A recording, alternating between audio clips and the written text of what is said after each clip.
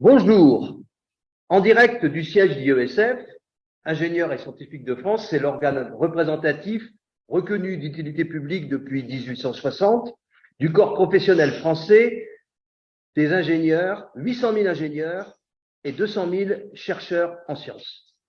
Alors, cette conférence autour du MOOC, cours en ligne sur l'intelligence économique, eh bien, cette conférence, elle s'inscrit dans un cycle que j'ai souhaité consacrer à l'intelligence économique dans le cadre des entretiens économiques d'IESF que j'ai fondés et que j'anime. 16 événements depuis juin 2021. Alors, la précédente conférence sur l'intelligence économique a eu lieu le 17 mars 2022 à Sciences Po. Le titre, c'était « Nouveaux enjeux de guerre économique » autour de la proposition de loi sénatoriale du 25 mars 2021 qui porte création d'un programme national d'intelligence économique. Nous étions 6 intervenants, avec notamment Madame Lindemann, qui était à l'initiative de cette proposition de loi. Il y avait également un député Renaissance, 2 hauts fonctionnaires et le président de l'Académie d'intelligence économique, Philippe Clerc, qui est dans le public aujourd'hui, et puis moi-même. Alors, la 3e conférence, elle aura lieu en janvier. C'est une norme ISO pour le management de l'intelligence économique. Alors, cette conférence d'aujourd'hui, elle se fait avec IESF, évidemment, et en partenariat avec UNIT. Alors, UNIT, c'est quoi? La fondation UNIT, elle a été créée en 2009 par Gilbert Touzeau, qui nous écoute aujourd'hui et qui est à Annecy. Gilbert Touzeau, c'est un ingénieur et ancien guide de haute montagne. Et à l'initiative des grandes écoles et d'universités et du ministère chargé de l'enseignement supérieur et de la recherche. Alors en fait, qu'est-ce que fait UNIT? Bien, cette fondation, elle accompagne la transformation numérique de la société et nous avons Vincent Bayvert, qui est le délégué général très dynamique d'UNIT et qui nous a beaucoup aidé pour l'organisation technique de cette conférence et puis il y en aura des suivantes. Alors, notre réunion, elle est également annoncée par Sciences Po Paris Alumni, parce qu'en fait, je suis également président d'un groupe professionnel élu à Sciences Po. Alors, avec ce MOOC, le comité intelligence économique, dignement représenté ici par Jean Gourceau, d'IESF, eh bien, en fait, il a réalisé un travail remarquable. Donc, aujourd'hui, je suis bien entouré avec Jean Gourceau et Bernard Besson. Alors, Jean Gourceau, il est ingénieur de l'école navale, il est vice-amiral, il a passé 38 ans dans la marine, il a alterné les affectations embarquées, dont 3 commandements à la mer, et les postes en état-major, marine ou interarmée. Il a notamment passé plusieurs années à la direction du renseignement militaire, dont il a été directeur adjoint. Et puis, après sa carrière militaire, il a été 5 ans. Oui, je disais que Bernard est contrôleur général de la sécurité intérieure, c'est les ex-renseignements généraux et la DST, Direction de la surveillance du territoire. Et de 1998 à 2004, il a dirigé la police des courses et des jeux au ministère de l'Intérieur. Et de 2004 à 2009, il a été chargé de mission auprès d'Alain Juillet, haut responsable pour l'intelligence économique, et puis délégué interministériel. Alors, il est auteur de 11 ouvrages techniques et de 20 romans historiques. Voilà, donc vous êtes en bonne main avec les 2 personnes qui ont bien voulu venir à mes côtés pour cette réunion. Et tout le travail qu'ils ont fait, c'est eux, c'est le MOOC. On va en parler, enfin, ils vont en parler. Moi, je voudrais faire une introduction beaucoup plus globale sur la notion d'intelligence économique. Alors, je considère que l'évolution de la mondialisation et les transformations de l'économie numérique, elles bouleversent les chaînes de valeur traditionnelles. Le modèle sans usine et la vision d'une économie essentiellement de services montrent leurs limites. La réindustrialisation et la relocalisation, elles font partie maintenant des attentes des citoyens, elles occupent une partie du discours politique, et puis en fait, c'est au monde de l'entreprise, et en particulier les ingénieurs, de réussir cette transformation. La crise sanitaire de mars 2020, puis le conflit ukrainien depuis février 2022, eh bien, en fait, elles ont fragilisé nos chaînes d'approvisionnement et elles mettent en lumière nos nombreuses dépendances. On nous dit, tiens, même du paracétamol, on est dépendant de l'étranger. Alors, on parle de souveraineté économique. À titre indicatif, le titre de Bruno Le Maire, du ministre, c'est ministre de l'économie et des finances et de la souveraineté industrielle et numérique. Alors, l'objectif de souveraineté économique, à mon avis, ne doit pas être perçu comme une volonté de repli nationaliste, mais comme une capacité retrouvée d'autonomie au service de la France et de l'Europe, en tenant compte précisément des soubresauts de cette Europe. Et je pense que le mot est pudique. L'enjeu principal, c'est l'anticipation et l'adaptation de nos économies à toutes ces mutations. Et donc, en particulier, la résilience stratégique de l'économie française. Alors, des crises, vous êtes bien témoins, crise économique, crise sociale, crise financière, crise sanitaire, crise militaire. Est-ce que ce sont des crises ou est-ce que ce n'est pas plutôt un vide stratégique? Eh bien, justement, l'intelligence économique est plus que jamais indispensable pour relever ces défis et pour réussir. C'est beaucoup plus qu'un concept. C'est une grille de lecture qui est innovante et pour comprendre le monde contemporain. C'est une doctrine, l'intelligence économique, qui combine les apports des mondes de l'économie, des mondes de l'information, des mondes de la stratégie et des mondes du renseignement. Alors, les enjeux qu'elle recouvre, cette intelligence économique, qui sont globaux, elle associe savoir et pouvoir avec un objectif de réussite. Donc, en fait, l'intelligence économique, c'est une discipline qui oblige à penser en homme d'action et à agir en homme de pensée. Alors, qu'est-ce que c'est la souveraineté européenne? Alors, je crois que répondre à cette question, c'est appréhender toute la difficulté, en particulier pour nous, pour la France, de trouver le bon périmètre d'action. Alors, est-ce qu'on doit parler de souveraineté européenne? À mon avis, non. Pour une raison simple, c'est que l'Europe n'est pas une nation. Et même s'il y a de plus en plus un transfert de compétences qui est très fort dans beaucoup de domaines vers l'Europe, de la France vers l'Europe. Alors, et puis les autres pays aussi. Et la France, en tant qu'État-nation, elle reste souveraine de plein droit par la loi. Alors donc, personnellement, moi je préfère le terme d'autonomie stratégique. Parce que précisément, ça évite peut-être les faux débats autour d'une forme de protectionnisme qui est complètement nationaliste et qui serait mortifère. Mortifère pourquoi? Parce qu'aujourd'hui, dans le champ technologique, on est parfaitement interdépendant, excusez-moi, au contraire, on est parfaitement interdépendant, pour ne pas dire totalement dépendant ou très grandement dépendant des États-Unis. Et donc, par ailleurs, il y a un enjeu géopolitique qui est celui de la guerre technologique actuelle entre les États-Unis et la Chine. Alors, j'en veux pour preuve, mais vous le savez par cœur, tout ce qui est en train de se jouer actuellement autour des semi-conducteurs, mais pas que.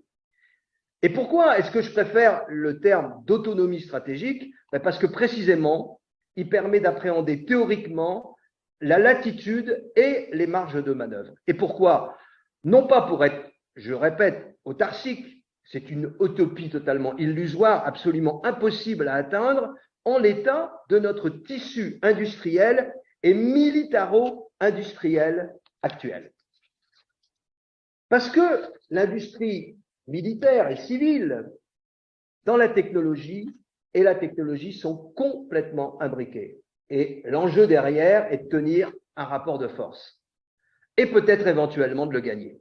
Et c'est en cela que le sujet est fondamentalement industriel.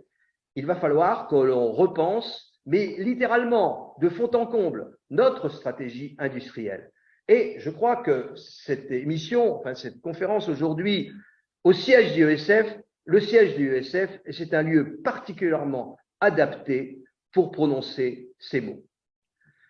Alors, beaucoup de choses ont déjà été pensées sur le sujet, il faut quand même le reconnaître. Et 2019, l'arrivée de Thierry Breton a été un changement de doctrine majeur au niveau de la Commission européenne.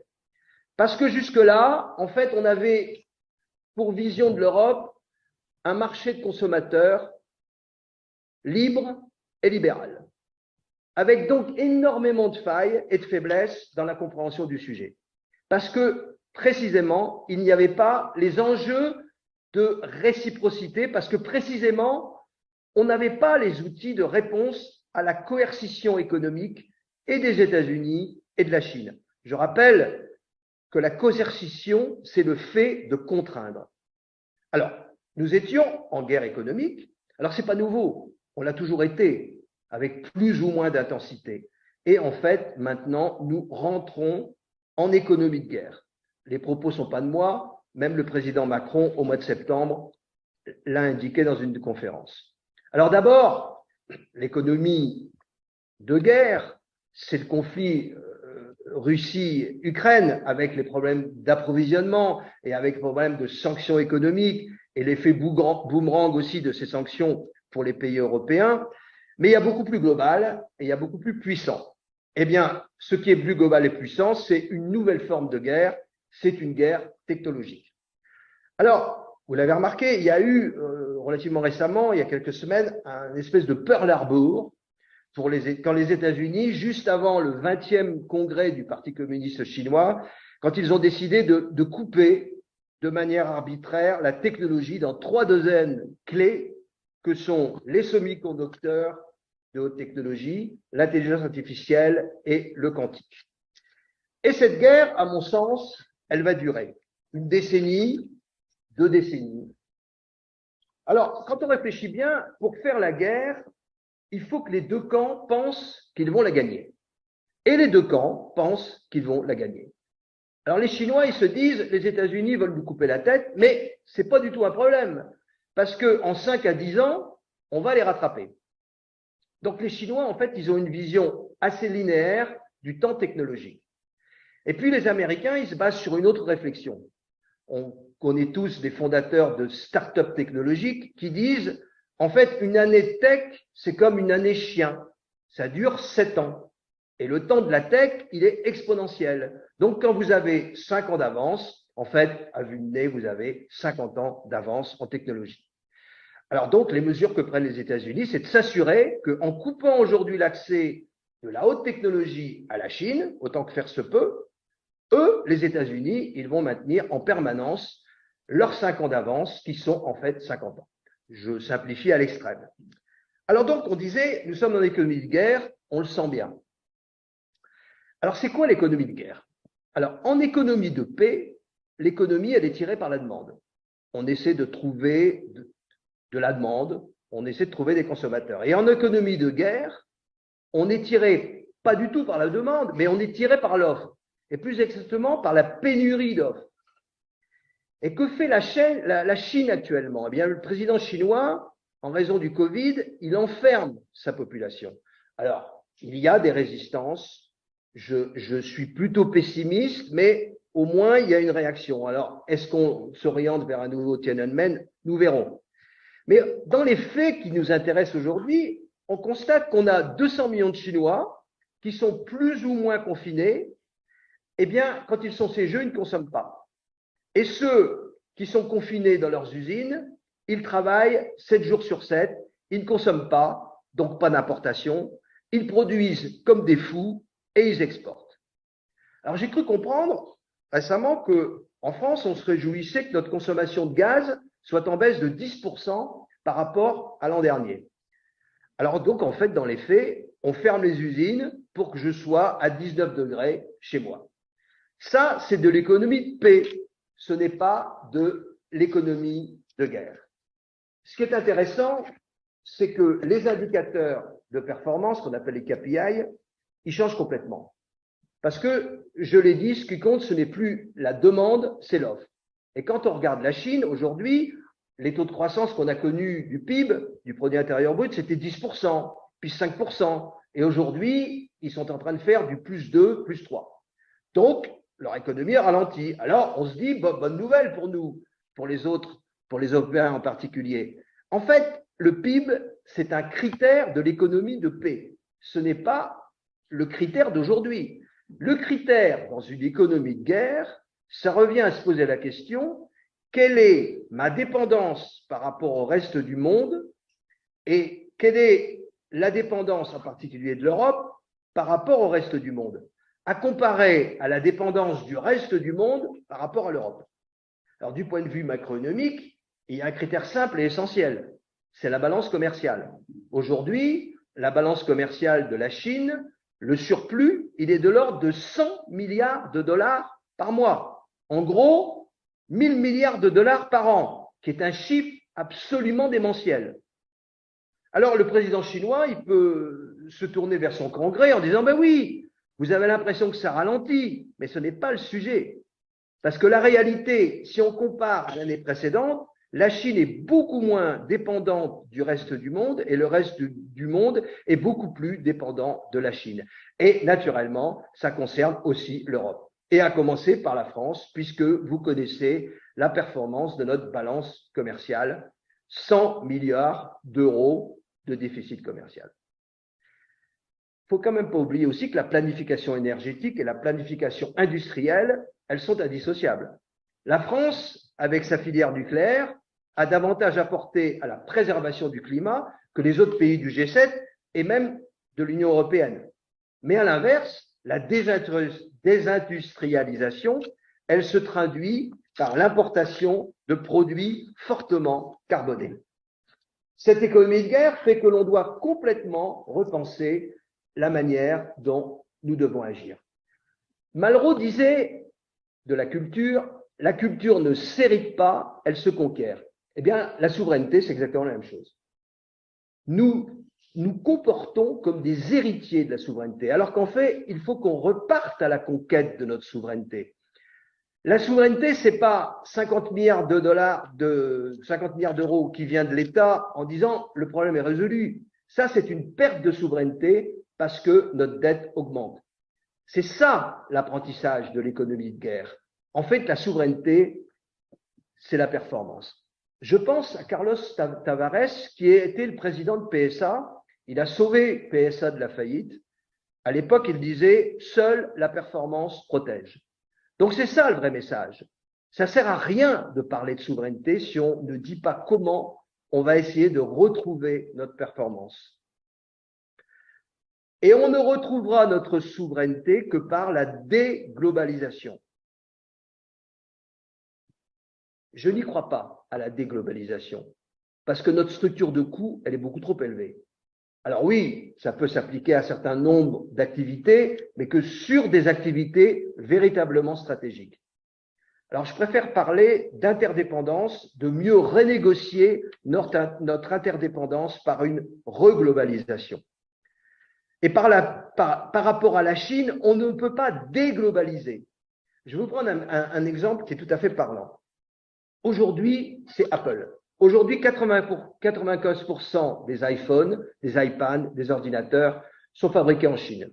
Et en 2025, ils seront à 75%. Alors, de manière marginale, quand on passe de 95 à 75% en 3-4 ans, ça veut dire que toute la production incrémentale, marginale, elle sera en dehors de la Chine. Je rappelle qu'une innovation incrémentale, améliore un produit ou un service et un procédé de production. C'est de l'innovation. J'étais au Mondial de l'automobile il y a quelques semaines et j'ai rencontré la société Foxconn. Elle représente l'emblème de la remise en question du principe de l'atelier du monde en Chine depuis 40 ans. Foxconn a un objectif extrêmement ambitieux dans la voiture électrique. 10% de part de marché mondial d'ici 2027-2028. Avec un châssis américain, une batterie électrique sud-coréenne, un design italien, Pininfarina, et Foxconn assemble. Et il le fait dans 3 usines. Une à Taïwan, une en Thaïlande, une aux États-Unis. Donc, la Chine est absente dans l'équation. Et le représentant de l'atelier du monde du bloc asiatique nous dit « Voilà mon nouveau business ». Alors, il y a un proverbe qui dit « Quand je me regarde, je me désole. Quand je me compare, je me console ». Donc, nous, Français et Européens, je pense qu'on n'est pas foutus. Et on ne risque pas vraiment d'être foutus quand on fait un tour du monde et qu'on voit la situation en Iran, à l'origine des femmes iraniennes, qui lance cette révolution, et ça suit quand même. Quand on voit, et j'ironise bien sûr, la performance de l'armée rouge, quand on voit qui se sont lancés, Poutine s'est lancé dans une guerre totalement archaïque. Quand on voit les Turcs livrer des drones à l'Ukraine le matin et acheter du pétrole russe l'après-midi, et quand on voit la Chine avoir non seulement une crise sociale, mais également une crise immobilière qui est à peu près 2 fois la taille de la crise des subprimes mondiales. Donc, si on n'est pas trop stupide, on dit oui, nous sommes dépendants de la Chine, bien évidemment, mais arrêtons l'autoflagellation. Les 150 produits clés stratégiques sur lesquels on est effectivement dépendant de la Chine, pour plus de 50% de nos approvisionnements, en valeur, ils représentent 5% de nos importations chinoises. Donc, est-ce qu'on ne pourrait pas cesser d'être un peu naïf et de négocier l'impact sur les 84% si les Chinois commencent à jouer sur les 5%? Donc, il faut que tout le monde se réinvente. Et on est aujourd'hui en train de parler d'intelligence économique. On est là pour ça et on va descendre dans le détail de l'œuvre remarquable qu'a réussi le comité sur le MOOC. En fait, il faut se poser la question dans le domaine de l'intelligence économique, comment gagner? Moi, je pense qu'il faut tuer, couper les silos. J'ai une certaine expérience du sujet dans le domaine de l'intelligence économique. Le silo que j'ai pu constater dans les 20 dernières années, c'est le business d'un côté et la géopolitique de l'autre. Le monde du business, en fait, simplifie, il nous dit « je n'ai pas besoin de géopolitique ». Et les géopoliticiens de Sciences Po et autres disent « nos problèmes sont tellement complexes par rapport à vos petits problèmes opérationnels du business, c'est nous qui sommes les super intelligents ». Alors, qu'est-ce qui va gagner? Des gens qui vont pratiquer une intelligence économique dans les prochaines années. Je crois que ce sont ceux qui vont réussir à casser ce silo et à marier le monde du business et le monde de la géopolitique. Jusqu'à présent, l'intelligence économique, c'est certains universitaires qui la théorisent. C'est les politiques qui la méconnaissent, voire qui la craignent et qui parfois la freinent. Et ceux qui doivent la pratiquer, ce sont les chefs d'entreprise. Ce sont les cadres dirigeants des différents groupes. Et ce MOOC, cours en ligne, il a pour objectif de les sensibiliser, de leur donner une méthode et de les y aider. J'ajoute qu'il faut aussi avoir conscience que les limites, puisqu'on cible aussi sur la PME et PMI, eh bien, en fait, les limites, c'est aussi celle du dirigeant. On entend, ça ne marchera pas, c'est moi, ce n'est pas pareil, ce qui compte, c'est le concret, on a toujours fonctionné comme ça. Je ne crois pas, et je crois qu'il faut sensibiliser au sujet. Un exemple, outre le fait qu'il y a eu un problème stratégique énorme, peu de gens le savent, mais j'ai appris récemment que le coup de grâce qui a tué Camaïeu, en plus, c'est une attaque cyber.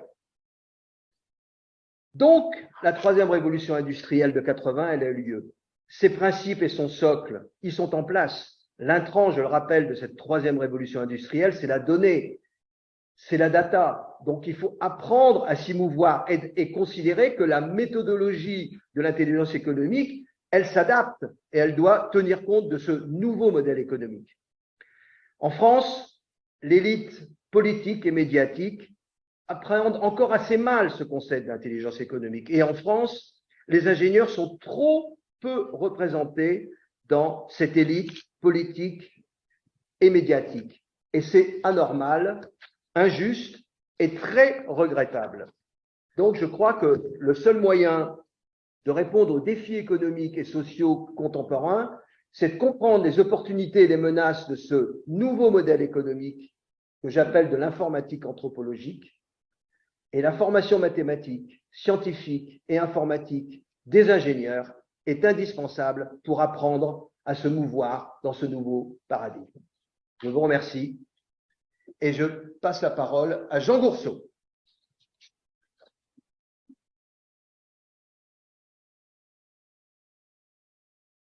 Merci Christophe, là, une entière matière extrêmement roborative.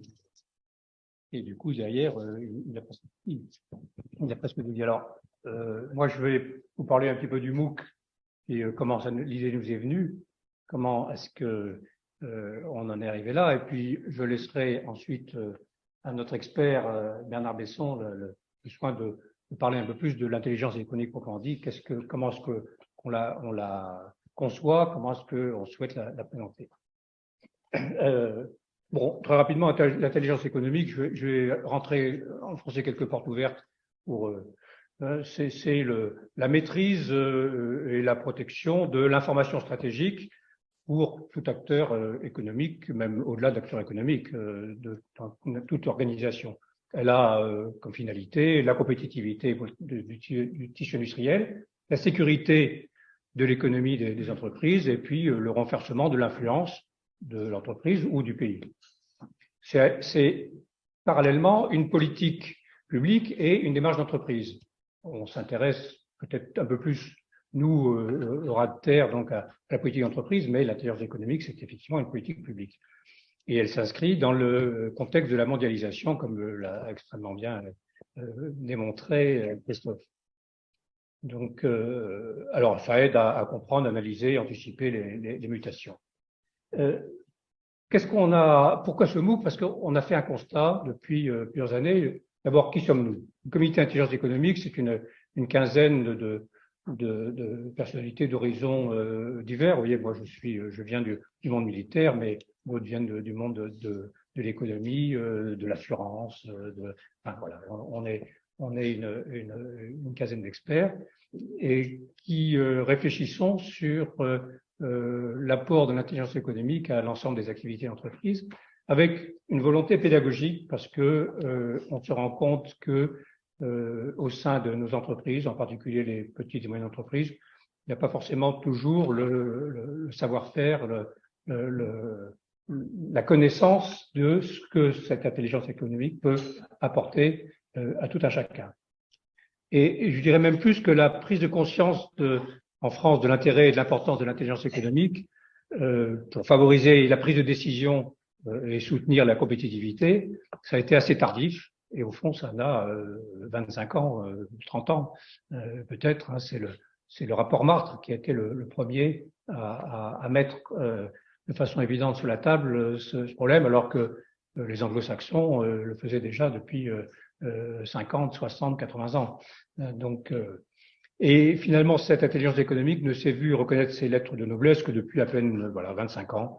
Et une grande partie des cadres dirigeants et des cadres d'entreprise, en particulier donc au sein des entreprises petites et moyennes, n'ont pas encore toujours intégré dans leur pratique quotidienne ces principes, ces organisations, ces méthodes qui nous paraissent les plus efficaces, qui sont même reconnues par tous comme les plus efficaces dans ce domaine. En plus, dans l'imaginaire collectif, je dirais, tel que souvent les médias nous le présentent, cette intelligence économique est trop souvent rapportée à son seul volet défensif.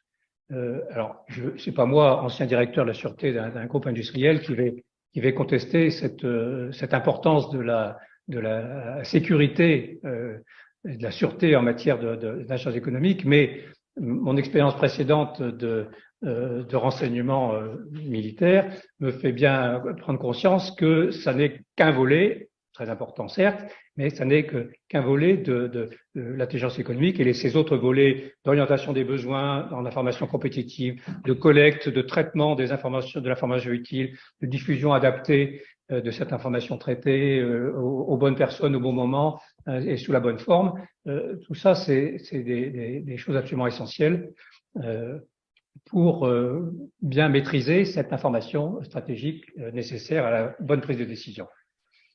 De surcroît, la formation est encore limitée et ne fait toujours pas partie, de façon suffisante en tout cas, du tronc commun des outils de base du management des entreprises. Les enseignants en intelligence économique sont en nombre notamment insuffisant et cette discipline reste encore considérée comme réservée à des experts. Alors voilà, c'est un peu ce constat qui nous a fait prendre conscience d'un besoin pédagogique important. Alors, on n'a pas fait ce constat récemment et pendant plusieurs plusieurs années avec les camarades du comité intelligence économique et stratégique. On a essayé de différentes méthodes pour promouvoir cette intelligence économique sous forme de séminaires, de dossiers de presse, de dossiers diffusés le plus largement possible. Et puis, on s'est rendu compte que si on voulait attaquer ou toucher le plus grand nombre, il fallait des outils un peu modernes, d'où l'idée, il y a quelques années, de démarrer un MOOC, un Massive Online Open Course, pour pouvoir facilement et chacun à son rythme sensibiliser, voire plus, tous les acteurs de l'entreprise. Alors voilà, donc c'est ça l'idée de base du MOOC. Alors qui visons-nous? Qui visons-nous dans ce MOOC? Le point focal, c'est le cadre d'entreprise, et pas forcément le cadre technique, l'ordre technique, les ingénieurs, mais l'ensemble des cadres, puisque au sein des entreprises, et je crois que Bernard vous le démontrera, et en tout cas c'est le but de notre MOOC, c'est que tout membre de l'entreprise, quelle que soit sa place dans la hiérarchie, quelle que soit sa place dans l'outil de production, est un acteur potentiel de l'intelligence économique. Il faut qu'ils en aient tous conscience. Et donc, que ce soit les cadres de l'ordre technique, que ce soit les cadres financiers, commerciaux, administratifs, tous ont un rôle important. Les cadres, c'est vrai pour l'ensemble des personnels, mais bon, il faut viser un point. Donc, nous visons d'abord les cadres, quitte à pouvoir aller plus bas, et donc en particulier les futurs cadres que sont tous les étudiants, tous les étudiants des écoles d'ingénieurs, mais également les étudiants des universités, quelles que soient les branches dans lesquelles ils travaillent. Et je me souviens qu'il y a quelques années, on était allé porter la bonne parole à l'école doctorale de Corté, où c'était autant des historiens et des littéraires, mais qui, évidemment, ont été très intéressés de découvrir que l'intelligence économique, ça les concernait aussi. Voilà, alors, je vais vous passer sur tous les difficultés qu'on a pu rencontrer, parce que quand on fait ce genre de projet, le premier souci qu'on a, c'est de trouver de l'argent pour nous aider. Malheureusement, vous avez entendu parler il y a 2 ans d'une pandémie qui s'est répandue sur le monde et qui a bloqué un peu beaucoup d'initiatives des entreprises dans ce domaine. Donc, on s'est retrouvé un petit peu le bec dans l'eau, et donc on a décidé de compter sur nos propres forces, et on a fait le pari, que j'espère réussi, de demander à l'ensemble des ingénieurs et scientifiques de nous aider en nous faisant part de leur expérience, de leurs expériences, de leurs interrogations, de leur savoir-faire, pour construire ce MOOC.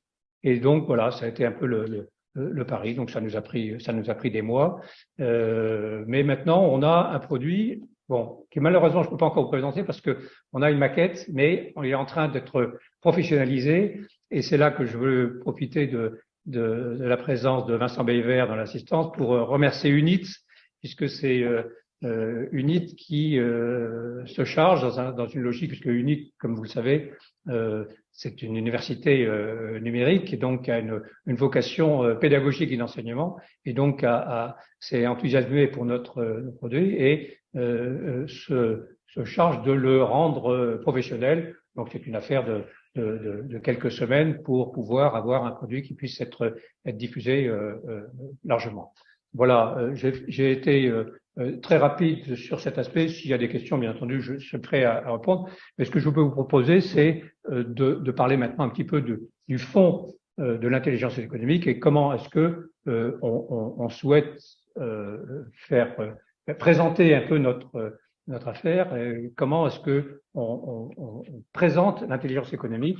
Et là, je vais laisser la parole à notre ami Bernard Besson, qui est autrement plus calé que moi et plus légitime que moi, en tout cas, pour parler de ce sujet. Cher Bernard, je te laisse Merci beaucoup, Jean. C'était très clair. Alors, Bernard, je vais passer la parole à Bernard. Bernard Besson, je le connais depuis 20 ans, puisque, en fait, quand on avait créé, dans le cadre du MEDEF, le cercle d'intelligence économique du MEDEF, on était quand même un peu pionnier. Il y avait également, je répète, dans la salle, il y a l'actuel président de l'Académie de l'intelligence économique, Philippe Clerc. Il y avait également quelqu'un qui a fait un travail remarquable, qui a créé l'école de guerre économique. Et il y avait Bernard. Bernard, je l'ai cité tout à l'heure, qui a beaucoup de compétences. Alors, Bernard, je te donne la parole. Merci Christophe, merci Jean. Pour moi, l'intelligence économique, ce sont d'abord des hommes et des femmes souriantes, confiants, qui se parlent entre eux, ce qui n'est pas toujours évident, dans les entreprises comme dans les organisations. Une entreprise où tout le monde arrive le matin en faisant la gueule est une entreprise qui ne va pas innover. L'intelligence économique, elle démarre par des sourires, par des interjections, par des interrogations, par des questions. Et l'intelligence économique, elle n'est pas derrière cette table, elle est devant moi, elle est chez ceux qui nous écoutent aujourd'hui partout en France, parce qu'elle est le fait des ingénieurs et des scientifiques. Ce sont les ingénieurs et les scientifiques qui changent le monde, ce sont eux qui réparent les crises que les politiques n'ont peut-être pas su gérer ou n'ont peut-être pas su prévenir. Donc l'intelligence économique, elle est partout. Il n'y a pas des gens plus intelligents que d'autres, il n'y a pas des experts et des non-experts qui n'auraient rien à dire. Donc, toutes ces qualités, toutes ces expériences humaines, dans l'entreprise et hors de l'entreprise, ce sont des choses que IESF a décidé de mutualiser. Et une grande maison comme IESF est tout à fait légitime pour entreprendre cette aventure, parce qu'il s'agit d'une aventure. Et cette aventure consiste à restituer aux jeunes générations qui arrivent, ou aux entreprises qui demain ne pourront pas payer leurs factures d'électricité et se retrouveront à la rue, de transmettre une intelligence collective capable d'être un pont entre des problèmes et des solutions. Car c'est ça l'intelligence économique, c'est un pont entre un problème et une solution. D'ailleurs, une entreprise, c'est ça aussi. Une entreprise vient toujours satisfaire, apporter des solutions à ses clients. Donc, cette expérience qui est répandue à travers toute la nation, chez des hommes et des femmes compétents, nous essayons de les restituer et le travail qui a été entamé ici sous la présidence de Jean Rousseau consiste à organiser cette mutualisation dans quelque chose qui soit lisible et compréhensible. L'intelligence économique, pour être efficace, doit être immédiatement comprise par tous ceux, notamment ceux qui n'en ont jamais entendu parler. C'est pour ça que nous affichons sur cet écran un schéma simple qui permet de voir que les 5 piliers de l'intelligence économique qui ont été validés par le comité IESF sont susceptibles de recevoir les expériences de tout un chacun et ensuite de restituer ces expériences dans quelque chose qui soit ordonné et quelque chose qui soit complémentaire. Le premier pilier de l'intelligence économique, c'est l'éthique et la déontologie. Je parlais tout à l'heure du sourire et de la confiance qui doit présider à cette discipline. Eh bien, il n'y aura pas de confiance, il n'y aura pas d'adhésion et de fidélité à l'entreprise si l'entreprise n'explique pas de manière claire et simple à quoi sert l'information, qu'est-ce que l'on en fait, quelles sont les récompenses diverses et variées qui seront attribuées à ceux qui apporteront de l'information, quelles sont aussi les récompenses qui seront attribuées à ceux qui poseront des questions que l'on ne s'est jamais posées dans l'entreprise. Et par les temps qui courent, c'est une qualité suffisamment importante pour être citée. L'éthique et la déontologie obéissent à des règles précises. Je ne vais pas rentrer dans le détail du droit de l'intelligence économique, mais il y a des pratiques, il y a des choses qui se font et il y a des choses qui ne se font pas. Donc, l'éthique, c'est à la fois la transparence et c'est la possibilité pour chacun dans l'organisation, dans l'entreprise, de lever la main et de dire mais qu'est-ce que c'est que l'intelligence économique? Et celui ou celle qui pose cette question doit avoir une réponse immédiate. Ensuite, si on peut afficher, voilà, il est au tableau. Après l'éthique et la déontologie, alors on va revenir voilà, à celui d'avant, Jean, si tu permets. Voilà. C'était le premier. Voilà. Le premier pilier, c'est l'éthique et la déontologie. Le deuxième pilier, c'est l'intelligence collective. Et oui, l'intelligence collective va naître de l'éthique et de la déontologie parce qu'elle va autoriser ceux qui ne se parlaient jamais à se rencontrer. L'intelligence collective, ce n'est pas simplement les gens qui appartiennent à l'entreprise, ce sont aussi ceux qui l'ont quittée.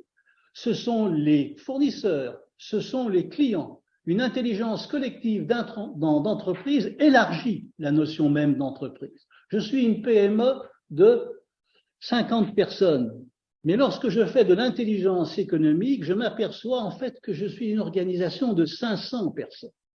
Et tout le travail va consister à nommer, à retrouver les 450 qui manquent à l'appel. Et on va s'apercevoir que finalement, nous sommes beaucoup plus répandus à travers le monde que nous ne le pensions. L'intelligence économique permet à l'entreprise, je dirais, de se surdimensionner, de prendre de la hauteur, de faire sa propre histoire. Il n'y a pas d'intelligence économique sans l'histoire de mon entreprise. D'où est-ce que je viens? Où sont mes savoirs? Où sont mes savoir-faire? Oubliés, qui peut-être demain serviront à régler des problèmes, à trouver des solutions. Donc cette intelligence collective, elle est formée de tout le monde, personne n'en est exclu, chacun y participe à proportion de sa curiosité ou de ses talents, parce que chacun sait ce que l'on cherche, ce que l'on veut, quelles sont les difficultés auxquelles nous sommes confrontés, et chacun peut s'inscrire dans cette intelligence collective. On va revenir encore au premier schéma. Voilà. Je finis d'abord les généralités, si je puis dire. Mais les généralités en matière d'intelligence économique sont fondamentales. Si on ne comprend pas immédiatement de quoi il s'agit, ce n'est pas la peine ensuite de rentrer dans des cases et des sous-cases et des sous-expertises. Alors, on revient au premier. Voilà, donc je parlais d'intelligence collective. Ça concerne tout le monde. Autre portion du camembert qui concerne tout le monde, c'est l'intelligence des risques. Et Dieu sait si nous sommes dans une période où les risques, les menaces, les aléas de toute nature nous frappent de manière quotidienne, comme Christophe nous l'a expliqué tout à l'heure. Personne n'est isolé, personne n'est à l'abri. Une guerre en Ukraine, un tremblement de terre au Japon, une épidémie en Chine, et c'est moi qui ne reçois plus mes pièces détachées. Ce sont mes approvisionnements, tu l'as dit, qui sont supprimés. Donc, l'intelligence des risques, c'est la capacité à traiter ensemble, nous le verrons, des risques qui jusqu'à présent étaient traités de manière séparée. C'est une vision globale dont le maître mot est l'anticipation, l'imagination. Ensuite, on va revenir encore au premier. Voilà. Ensuite, après l'intelligence des risques, il y a l'influence et le lobbying. Toute entreprise, toute PME, toute personne même fait de l'influence, de manière consciente ou inconsciente. Lorsque le matin je m'habille, lorsque je suis une dame, que je me maquille, que je choisis un vêtement, je suis dans une pratique d'influence. Lorsque je fais devant un parterre de prospects l'éloge de mes produits, je suis dans l'influence. Donc, l'intelligence économique est un retour sur soi. Quelles sont mes pratiques d'influence que je fais de manière consciente ou inconsciente? Ensuite, quel est le marché de l'influence? Quels sont les professionnels auxquels je pourrais m'adresser pour être encore plus efficace? Mais avant d'aller sur les marchés de l'influence et du lobbying, il faut prendre conscience de ce que l'on fait soi-même, souvent d'ailleurs très bien, parce que un des maîtres mots de l'influence, c'est la conviction. Celui qui invente un produit, qui invente un process est convaincu. Et cette conviction, elle passe la rampe. Donc, savoir d'abord compter sur ses propres forces après les avoir analysées. On va revenir encore, m'excuse, au premier. Voilà. Ensuite, l'intelligence économique, c'est aussi l'intelligence inventive.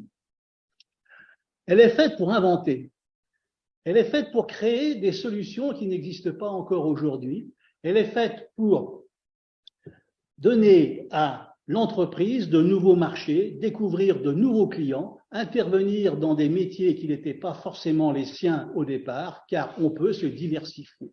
Nulle entreprise n'est condamnée à rester tout le temps sur le même secteur, tout le temps dans les mêmes applications. Pourquoi? Parce que j'ai chez moi des talents qui peuvent déborder et j'ai des besoins de clients qui eux aussi peuvent déborder. Et lorsque je crée une intelligence entre un besoin non satisfait d'un de mes clients et un savoir-faire à l'intérieur que l'on avait peut-être oublié, eh bien, je fais de l'intelligence économique, je dirais, au sens géométrique du terme.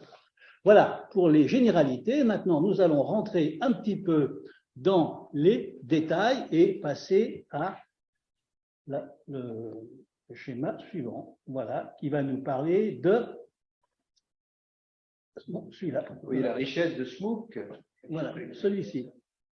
L'intelligence collective.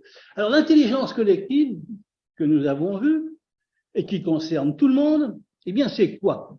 Eh bien, c'est la coordination d'une mémoire. Une entreprise, c'est une mémoire. Je parlais tout à l'heure de l'histoire de l'entreprise qui est un atout de conquête, qui est un atout d'innovation. La mémoire, c'est quelque chose qui doit s'organiser.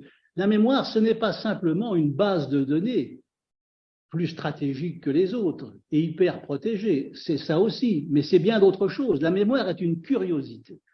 La mémoire, c'est la curiosité de tous les savoirs et de tous les savoir-faire qui sont passés dans mon entreprise et dont j'ai perdu la trace, de tous les savoirs et savoir-faire qui se trouvent à l'extérieur de mon entreprise, c'est-à-dire c'est la mémoire des autres, la mémoire de l'intelligence économique. Il y a dans les administrations, il y a chez mes clients, chez mes fournisseurs, des informations qui un jour pourront peut-être me permettre de répondre à une question. Et une entreprise qui fait de l'intelligence économique, c'est une entreprise qui invente des ignorances. Avant de traiter l'information, il faut savoir traiter l'ignorance, qui est tout aussi riche. Mais traiter l'ignorance est quelque chose de difficile. Si je vous demande à l'instant ce que vous ignorez, vous aurez du mal à me répondre. Parce que depuis que nous sommes tout petits, depuis le lycée, nous engrangeons des certificats, des licences, des diplômes, etc. Mais nous avons désappris à ignorer, comme l'enfant que nous étions, qui posait des questions parfois idiotes, mais qui souvent étaient des questions stratégiques.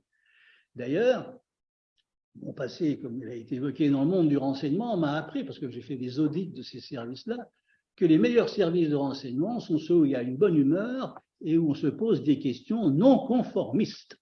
Voilà, il faut sortir un petit peu de l'administratif pour inventer des stratégies. Donc, une intelligence collective, c'est d'abord une mémoire bien organisée, bien consciente d'elle-même. Ce sont des réseaux. Je le disais, une entreprise de 50 personnes, c'est un réseau de 400 personnes. Le réseau, c'est ce qui va nous permettre de traiter l'information orale, alors que la mémoire, elle, est dans l'écrit. Dans la partie du camembert qui s'intitule mémoire, nous avons ici tous les systèmes d'information, tous les logiciels, toute l'intelligence artificielle, elle rentre dans la case mémoire. Dans la case réseau, c'est l'humain, c'est l'oral, c'est l'ignorance, c'est la perception fine. Lorsque je discute avec quelqu'un, je sens dans son regard des informations qui seront peut-être difficiles à transcrire, mais qui peuvent être importantes. Je me dis, tiens, il me cache quelque chose, il ne me dit pas tout. Le réseau, il est fait de contacts entre des gens qui ont des questions à poser à des compétences qui sont à l'extérieur. Un réseau, ce n'est pas quelque chose de secret, c'est quelque chose de transparent. Nous avons parlé d'éthique. C'est quelqu'un qui est compétent dans le domaine, par exemple, du nucléaire civil, qui va interroger quelqu'un qui est compétent dans le domaine du nucléaire civil et qui va lui dire, dans votre pays, comment faites-vous pour réparer les problèmes de corrosion que nous avons chez nous? Un réseau d'intelligence économique, c'est un ingénieur sachant de quoi il parle qui discute avec un autre ingénieur sachant de quoi il parle à propos d'un sujet concret. C'est ça, un réseau d'intelligence économique. Or, l'entreprise est traversée par une multitude de langages. Langage technique, langage commercial, langage financier, tout ça, ce sont des réseaux parce que ce sont des gens compétents susceptibles de s'adresser à d'autres personnes compétentes. Ensuite, une intelligence collective, c'est une analyse de l'information. Lorsque ma mémoire, lorsque mes logiciels, mes outils me rapportent de l'information écrite, lorsque mes réseaux me rapportent de l'information orale, des réponses orales, ce ne sont pas encore des connaissances. Ce sont des informations qui, bien souvent, ne sont pas toujours très fiables. La fiabilité de l'information est un sujet d'ailleurs sur lequel la Commission a beaucoup insisté dans ses travaux et continue d'insister. Je pense notamment à notre ami Toussaint, qui est ici présent. Et c'est une vérité fondamentale. On ne peut rien construire en matière de stratégie économique ou autre sur des informations qui ne sont pas des informations recoupées, fiables. Donc pour ça, il faut des analystes. Où sont les analystes? Eh bien, les analystes de l'entreprise, ils sont déjà dans l'entreprise. Ils sont dans l'entreprise et comme ils voient le schéma qui s'affiche en face de nous, ils savent qu'un jour, ils peuvent être sollicités pour venir valider une information rapportée par ceux qui font de la mémoire et ceux qui font un travail de réseau. Et là, nous avons devant nous un organigramme. Cet organigramme, c'est celui de l'entreprise et en même temps, c'est celui de l'intelligence économique. Cet organigramme, il n'abolit pas l'organigramme classique. L'organigramme classique qui ressemble à une pyramide, il reste légitime. Il a lui aussi son histoire. Simplement, celui-ci vient le renforcer, faire en sorte que celui qui est dans un travail défini par la pyramide puisse aussi, quand il y a nécessité, s'intégrer dans un travail de mémoire, dans un travail de réseau ou de maîtrise, et passer de l'un à l'autre. La maîtrise, c'est quoi? La maîtrise, c'est le service d'une question ou d'une série de questions qui touchent un des domaines de l'entreprise. Et la maîtrise, là encore, c'est les plus compétents à un moment donné dans un domaine particulier qui va organiser le travail de ses collègues, c'est-à-dire un travail de mémoire à partir des bases de données, par exemple, un travail de réseau et un travail d'analyse. Il y a des PME, je pense notamment à certaines PME de la région lyonnaise, qui sont organisées comme cela, c'est-à-dire que régulièrement, on fait le bilan de nos capacités en matière de mémoire, de réseau, d'analyse, à condition de servir, bien entendu, des objectifs précis. Ça, c'est donc l'organigramme tel que IESF le conçoit. Il est susceptible de recevoir toutes les compétences à l'intérieur d'une entreprise, mais aussi dans un territoire. Parce que ça marche exactement de la même manière dans un conseil départemental ou une municipalité qui va se retrouver, par exemple, demain, confrontée à des problèmes de pénurie en matière peut-être électrique, en matière de transport, ou qui va se confronter à des problèmes de délinquance ou autre. Voilà pour ce qui est de ce schéma. Maintenant, on va passer à la présentation suivante. Voilà, le risque. Qu'est-ce que c'est que l'intelligence des risques? L'intelligence des risques, c'est quelque chose aussi qui concerne tout le monde. Tout le monde dans l'entreprise, en fonction de ses idées, en fonction de son expérience, peut dire, eh bien moi, je vais m'occuper des problèmes de sécurité, de management, d'environnement ou de sûreté. Par sécurité, en anglais safety, nous entendons tout ce qui relève de l'accident, notamment des services, des systèmes d'information. Lorsque mon système d'information se plante, je suis dans l'accident. Lorsque la chaudière explose, je suis dans l'accident. Or, nous avons la chance en France, grâce notamment, il faut le dire, à l'école polytechnique, au Saint-Dinique, d'avoir été des pionniers dans le domaine de la sécurité anti-accident. Et ça, c'est quelque chose qu'il faut dire. Hein. Nous n'avons pas du tout à rougir de nos compétences en matière de sécurité. Alors ici, il est en rouge parce que la sécurité, ça évoque les secours, les sapeurs-pompiers. Il y a aussi parmi les risques ce qui relève de la sûreté. La sûreté, c'est toute la malveillance humaine. C'est pour ça que le bleu évoque la vareuse du gardien de la paix ou du gendarme. Nous sommes dans le droit pénal, nous sommes dans le droit pénal spécial. Nous sommes dans l'escroquerie. Nous sommes dans la fameuse escroquerie au président qui a coulé beaucoup de PME en France. Nous sommes dans la cyber-malveillance. Nous sommes dans le rançonnage. Et on voit très bien que en matière de rançonnage, en matière de cyberattaque, sûreté et sécurité ne peuvent plus être traités séparément. C'est traiter séparément des risques qui sont contagieux les uns par rapport aux autres, c'est devenu quelque chose d'impossible. C'est devenu quelque chose d'irréaliste. Il faut donc avoir, et ce que nous permet d'avoir l'intelligence économique, une vision globale sur l'intelligence des risques, de manière à voir ceux qui sont susceptibles d'agir sur les autres. Nous avons également ici l'environnement. L'environnement, lorsque nous avons commencé il y a quelques années à nous intéresser à l'intelligence économique, c'était un risque qui était presque marginal. Aujourd'hui, il devient majeur. On l'a vu cet été avec toutes les conséquences induites par les incendies, par le climat qui est en train de se modifier. On ne va pas rentrer dans les raisons de cette modification, mais toujours est-il que la modification de notre environnement a des conséquences économiques colossales. Or, là encore, en matière de management environnemental, avec les ISO, notamment l'ISO 14000, qui doit beaucoup à la sagacité et aux pertinences de nos ingénieurs et de nos scientifiques, en France, nous n'avons pas à rougir. Nous n'avons pas à rougir parce que nous avions senti venir le coup. Donc, aucune entreprise aujourd'hui, pour un tas de raisons, ne peut se désintéresser du problème environnemental. Et là encore, un environnement mal maîtrisé, des inondations, par exemple, des incendies, eh bien, auront des conséquences dans le domaine de la sécurité, dans le domaine de la sûreté. Et puis, il y a aussi des risques qui n'appartiennent pas aux trois familles que je viens de citer et qui sont ici rassemblés dans ce que nous appelons les risques managériaux. C'est quoi un risque managérial? Eh bien, par exemple, un risque managérial évident, c'est l'amnésie des savoirs et des savoir-faire. Et ça touche toutes nos entreprises. Une PME voit ses cadres, ses ingénieurs partir à la retraite, eh bien, c'est une déperdition.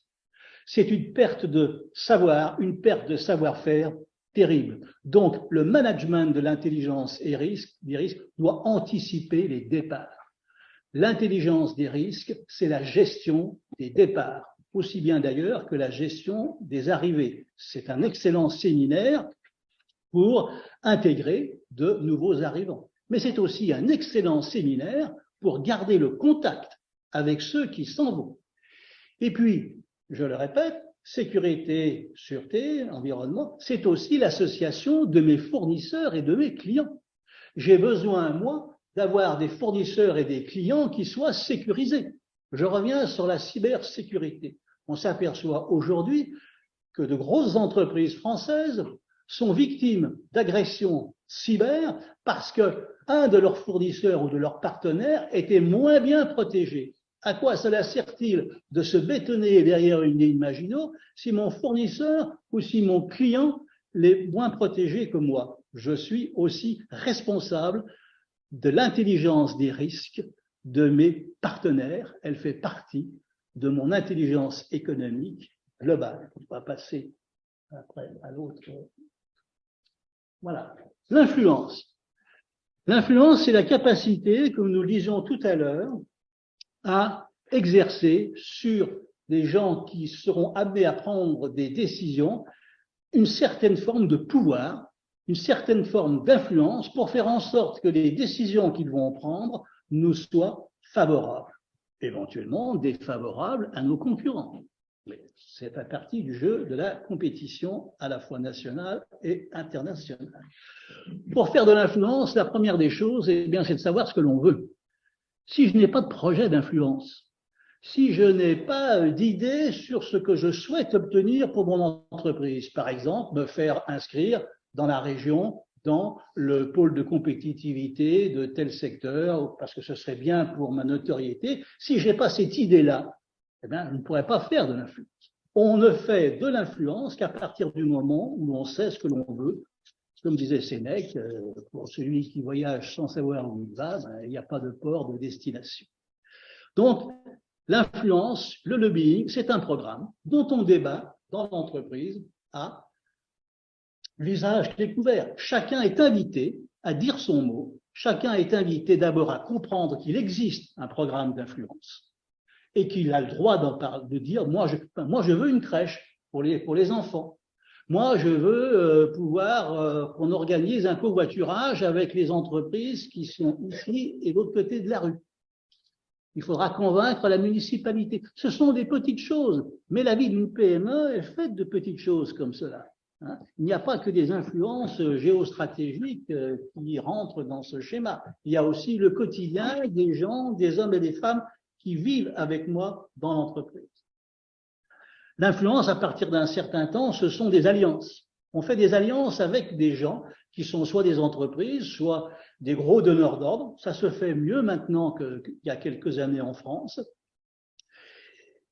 Et puis, l'influence, c'est aussi des alliances, des contrats, plus exactement, avec des professionnels, avec des lobbyistes, avec des enquêteurs privés, avec ce que l'on appelle des détectives privés, les agents privés de recherche, dont les travaux sont reçus par les magistrats dans les tribunaux. Donc, cette population de professionnels de l'influence, eh bien, il faut commencer à la connaître. Se dire, mais demain, je peux en avoir besoin. Quels sont les bons, quels sont les moins bons? Combien ça coûte? Voilà des questions qu'on va se poser et on va découvrir tout un monde de lobbying. Et si on monte et si on s'intéresse à Bruxelles, si on s'intéresse à l'OMC, tout au moins à ce qu'il en reste, on va s'apercevoir que le monde est peuplé d'influences et de contre-influences dont je n'ai pas toujours une idée. Alors, je vais dessiner ce paysage. Je vais dessiner autour de moi le paysage de l'influence des gens qui ont des décisions qui vont impacter mon avenir. On va continuer le... Voilà. Alors, on y revient. Alors, nous venons de passer en revue ces camemberts.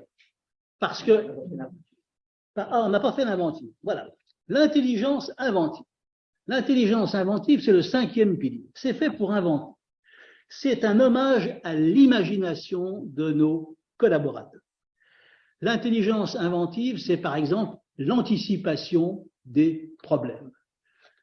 La capacité à se dire, mais finalement, mon modèle économique, est-ce qu'il est durable? Est-ce qu'il est pérenne? Je fabrique des tondeuses à gazon, j'ai une veille technologique parfaitement opérationnelle, managée par des brillants ingénieurs, membres d'IRSA, donc ils sont forcément brillants. Et puis mes ingénieurs me disent, mais tout va bien, monsieur Besson, nos tondeuses à gazon électriques, et puis ensuite, maintenant, ce sont des robots, nos concurrents ne font pas mieux, on aura même peut-être l'année prochaine une longueur d'avance sur nos concurrents. Et patatras, le coup d'après, mon concurrent, ben, ce n'est pas un autre fabricant de tondeuses à gazon, c'est un laboratoire agricole du Morvan qui fait un gazon qui ne dépasse pas 2 cm. Et là, tout mon modèle économique s'effondre. Mais j'ai fait de l'intelligence économique et j'ai des réseaux. Et au lieu de tondre le gazon, eh bien, je vais me convertir. Je vais inventer, par exemple, de la sculpture sur herbe. Je vais me lancer dans le dessin des jardins. Je vais réinventer un métier. Pourquoi je vais réinventer un métier? Parce que j'ai les intelligences pour ça chez moi. Et puis, j'ai découvert, finalement, des gens qui seraient susceptibles d'être intéressés. Donc, l'intelligence inventive, c'est aussi solliciter les bases de données. Nous avons, à travers les bases de données que nos entreprises ne sollicitent pas assez, tout un tas d'informations qui pourraient nous permettre d'inventer parce que je vais pouvoir me diversifier en voyant ce que font les autres. Je pense par exemple à cette compagnie aérienne française qui, tout à coup, découvre qu'il y a à l'Organisation mondiale de l'aviation civile une base de données que tout le monde alimente depuis la création de l'aviation, c'est-à-dire depuis près d'un siècle, Et puis, cette compagnie aérienne française, tout à coup, découvre qu'elle aussi, elle envoie régulièrement des documents sur tout ce qui se passe. Et puis, elle demande à cette organisation internationale, mais tout ce que je vous envoie année après année, qu'est-ce que vous en faites? Mais monsieur, tout ce que vous nous envoyez, vous pouvez le consulter, hein, c'est libre d'accès. Ah bon? Mais alors les autres, les Allemands, les Anglais, les Chinois, ben oui, mais vous savez, ça fait des années qu'ils lisent tout ce que vous écrivez, parce que c'est public. Et là, on s'aperçoit que finalement, nos entreprises ne sont pas très curieuses. Et là, ça rejoint quelque chose que l'on sait en macroéconomie, n'est-ce pas, mon cher Christophe? C'est que la France produit énormément de données, mais qu'elle en consulte peu par manque de curiosité. Et oui. Donc, l'intelligence inventive, c'est quelque part une démarche qui, à partir de mots-clés, d'attitudes intellectuelles toutes simples, va par exemple dire comment est-ce que je peux me différencier de mon concurrent? Comment est-ce que je peux me diversifier? Comment est-ce que je peux intégrer dans mon entreprise un modèle économique qui marche très bien ailleurs, dont j'ai jamais eu l'idée d'utiliser les avantages, la curiosité, l'imagination. Alors ça, c'est un management un peu délicat. Nous sommes à la frontière du management et du travail artistique. Il faut de la sensibilité, il faut du doigté, il faut recevoir les idées parfois qui sont un peu farfelues sans les rejeter d'un revers de main en disant « vous êtes un imbécile ». Ça, c'est la pire des choses en intelligence économique, c'est de considérer que les autres ne sont pas des experts. Or, les experts, il y en a partout. Et qu'est-ce que c'est que l'intelligence économique? C'est un forum où on réunit les experts et les non-experts et les gens se parlent. Et s'ils ne se parlent pas, on va faire en sorte qu'ils s'écoutent et qu'ils discutent ensemble. Voilà, l'intelligence inventive. Donc, c'est le 5e pilier de l'intelligence économique. Alors, pourquoi ces schémas? Parce que ceux qui nous écoutent, ceux qui ont une expérience nationale, internationale, peuvent nous rejoindre à IESF en disant, vous avez parlé, par exemple, de l'imagination dans l'intelligence inventive ou de la sécurité informatique. Moi, j'ai vécu des choses. Moi, je peux en parler. Parce que, comme je le disais au début, ce n'est pas de cette table que descendra l'intelligence économique. C'est vous qui, d'où vous êtes, avec votre expérience et votre passé, allez nous aider à remplir les portions du camembert. Et remplissant les portions du camembert, vous ferez un travail d'intelligence économique. L'intelligence économique n'est pas un système fini. Elle n'existe pas. Elle est tout le temps indéfinie. Elle est en extension permanente. Celui qui dirait, voilà l'intelligence économique, c'est comme ceci, c'est comme cela, terminé, point barre, c'est un escroc. Non, c'est une perpétuelle imperfection. Il faut accepter cette imperfection, il faut avoir la modestie de recevoir tous les jours des choses qui vont démentir les certitudes de la veille. Alors, ça, c'est l'appel qu'IESF lance aux ingénieurs et aux scientifiques. Rejoignez-nous dans les portions du camembert, dans une ou deux ou trois portions du camembert. Vous avez une vie suffisamment riche pour venir faire une démonstration, c'est-à-dire on va vous filmer pendant 5 minutes et puis vous allez restituer ce que vous avez envie de restituer. Et ensuite, le comité, avec Jean Gourceau, validera votre intervention qui sera publiée avec votre prénom et votre nom. Parce que nous ne sommes pas dans un système anonyme. Nous sommes une complémentarité de personnes. Alors, pour nos jeunes étudiants, qui sont un peu plus jeunes, nous allons faire un petit peu plus de pédagogie que ce que je viens de faire en m'adressant à vous. C'est-à-dire que nous avons imaginé un quiz qui permettra aux étudiants de découvrir un petit peu les ressorts de tous ces camemberts que nous avons affichés et de s'évaluer. Sur l'intelligence collective, par exemple, mais sur les autres également, l'étudiant qui va utiliser le quiz va découvrir un certain nombre de questions. Il sera invité à apporter des réponses, 4 réponses à chacune des questions. Alors évidemment, là on est dans un exercice un peu plus scolaire, mais il faut bien en passer par là pour de jeunes esprits qui nous rejoignent. Sur les 4 réponses, il y en aura une qui sera très bonne, il aura une très bonne note. Il y en aura une qui sera très mauvaise. Et il faut bien apprendre. Hein. Et puis, il y en a 2 qui seront un petit peu moyennes. Mais l'idée du quiz, c'est quand on n'est pas satisfait de sa note, ce qui est tout à fait légitime, eh bien, on peut recommencer. Et on peut s'améliorer. Et de quiz en quiz, nos jeunes ingénieurs, n'est-ce pas Jean, vont découvrir une matière et ils vont s'amuser en regardant quelles sont leurs performances, puisque tout à l'heure, tu parlais de performance. Donc, la performance de l'entreprise, elle commence par les performances individuelles de nos jeunes esprits qui vont se former à l'intelligence économique. Voilà, je vous remercie de votre attention.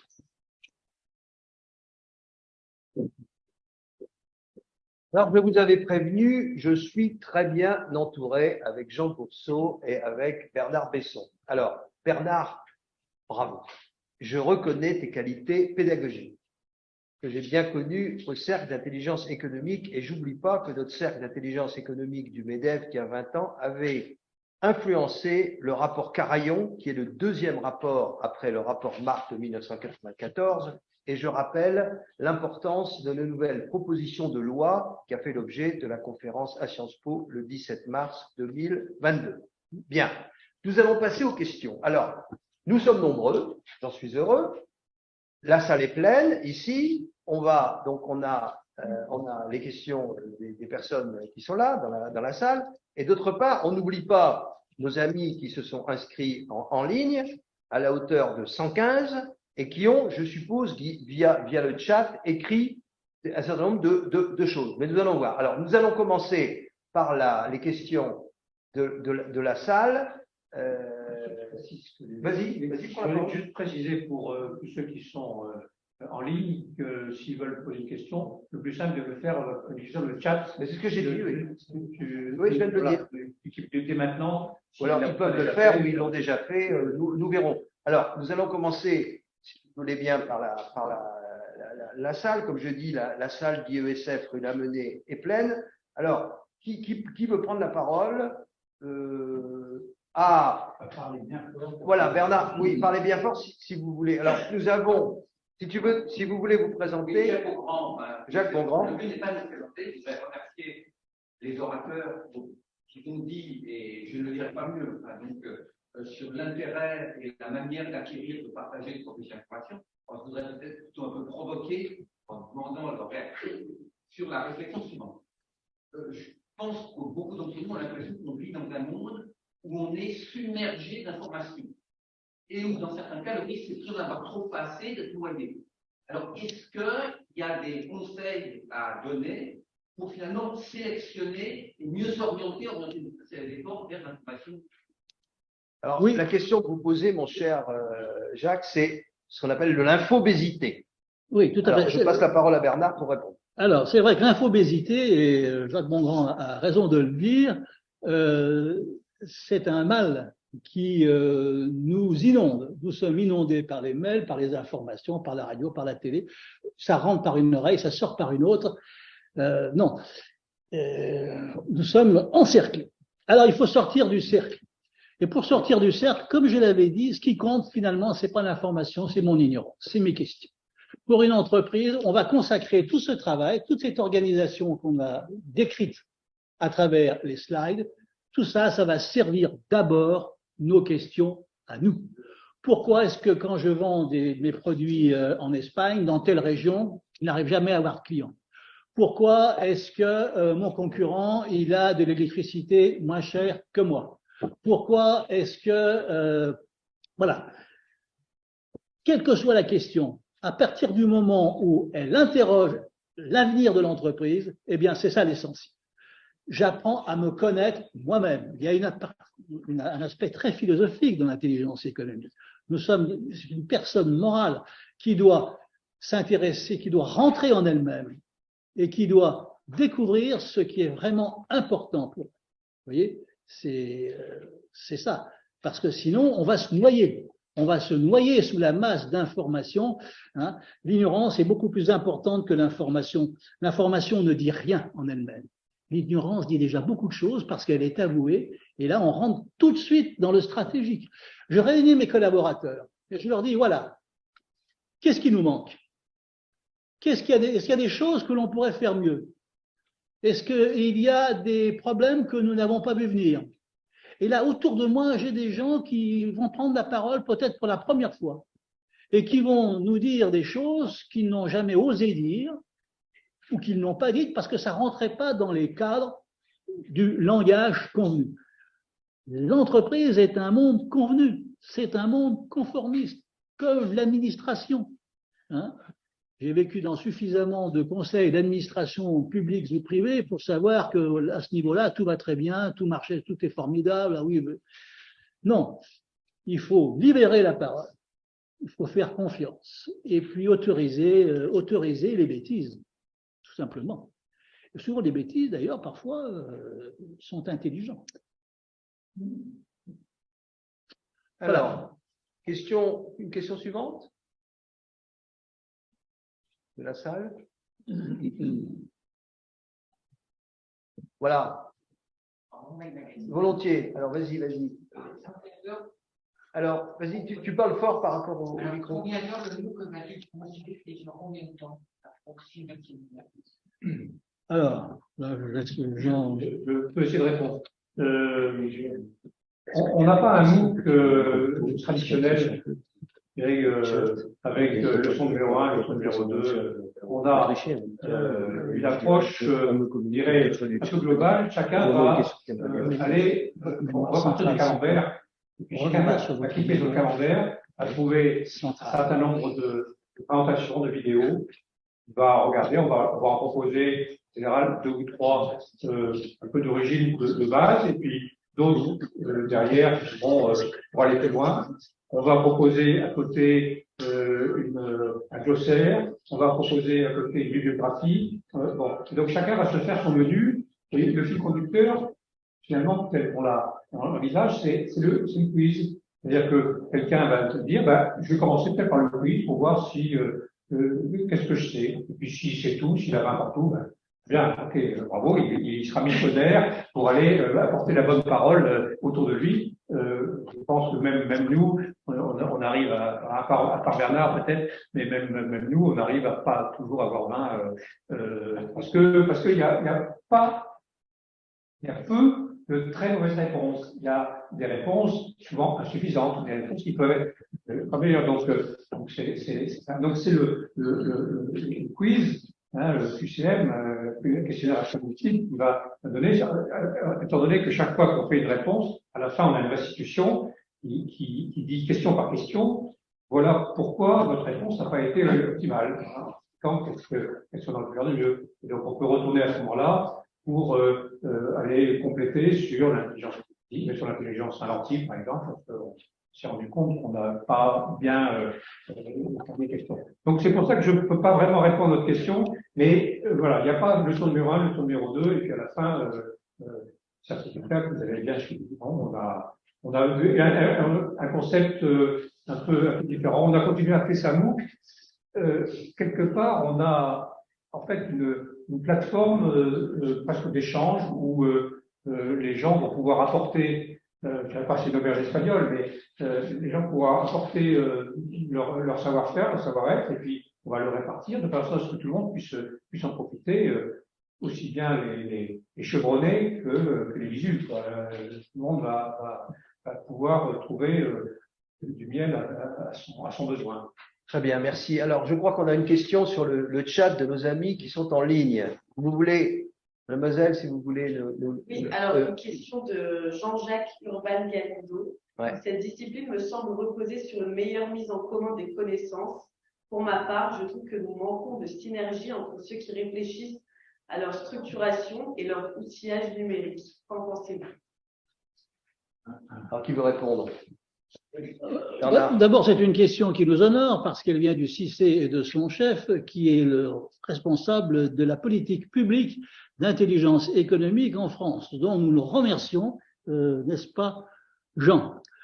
Alors, la mutualisation, effectivement, la mutualisation des savoirs et des savoir-faire est aujourd'hui quelque chose d'urgent Et il est très bien que les pouvoirs publics nous interrogent là-dessus. D'ailleurs, je dois dire que lorsque nous avons au MEDEF, avec Christophe et à la demande d'Alain Juillet, qui fut le premier haut responsable, lancé un programme d'intelligence économique au MEDEF, si l'État, à travers les rapports Marx, rapports Carayon et autres, n'était pas intervenu de manière puissante, un certain nombre d'entreprises n'auraient pas rejoint la démarche d'intelligence économique, et je pense que je ne serai pas démenti par Philippe Clerc, l'actuel président de l'Académie d'intelligence économique, qui nous fait l'honneur d'assister à cette rencontre.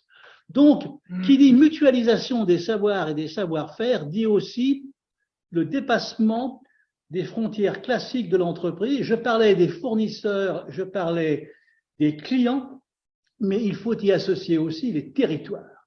Une entreprise, ce n'est pas quelque chose qui est suspendu dans l'éther de manière isolée. Elle vit quelque part, elle a un lieu, elle a un ancrage, elle a une histoire, elle a des gens qui sont autour d'elle, qui sont des élus municipaux, des pêcheurs à la ligne, des écologistes de différentes tendances, je ne vais pas rentrer dans les détails.